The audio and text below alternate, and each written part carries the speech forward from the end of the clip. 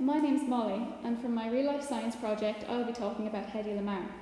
Hedy Lamarr was a Hollywood actress who is known today as the Angelina Jolie of the 30s, but did you know she was also a keen inventor? After a long day of filming, Hedy would often return to her trailer and work on her inventions. It was there where, along with the help of composer George Antheil, she came up with what I think is one of the most important inventions of the 20th century. The invention was called frequency hopping. It was a way of hopping around on radio frequencies to avoid a third party jamming your signal. Normally, radio stations broadcast on a single carrier frequency. This means you can tune into the station and listen in. During wartime, this was dangerous, as enemies could tune in and eavesdrop on top secret messages. Frequency hopping prevented this entirely by shifting the carrier frequency in a pattern that looked random but was actually predetermined by an algorithm. A receiver hopping around from frequency to frequency with a transmitter could clearly hear the message, but an eavesdropper would only hear small parts of a message as it flashed by, and if the frequencies were far enough apart, they might not hear any of the message at all. Hedy, as an actress, lacked the technical skills to put her idea into practice.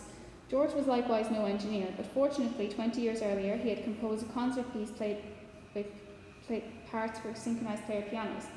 Inspired by this background, he had the idea to place a player piano roll punched with 88 rolls of randomly placed perforations in the transmitter to control the hopping among radio frequencies. He placed an identical roll in the receiver and synchronized the two. Hedy Lamarr invented frequency hopping for the Allied forces to use during World War II. So in 1942, she got a patent for her invention and donated it to the Navy. Unfortunately, the Navy found it hard to believe that a glamorous, beautiful Hollywood star could come up with a groundbreaking invention such as this. So they rejected her idea, and it was not used during the Second World War. What Hedy didn't know was that while the Navy told her the opposite, they were very interested in her invention, so they stole her idea and classified the patent. Hedy did not receive credit for her invention until 1997, when she was honoured by the Electric Frontier Foundation. The most amazing part about her invention is that it's still used in everyday life to this day. In 1957, technology used in frequency hopping was used in the Soviet Union to create one of the first mobile phones. In 1974, the GPS was invented. In 1991, 2G cellular and WaveLAN, an early form of Wi-Fi, were launched.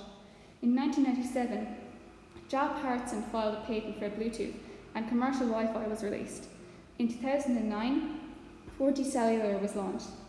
Most of us don't go a day without using Hedy's invention, yet not many of us associate her with it, 24 years after she was credited. So I want to set the record straight and let everyone know that Hedy Lamarr truly had brains as well as beauty.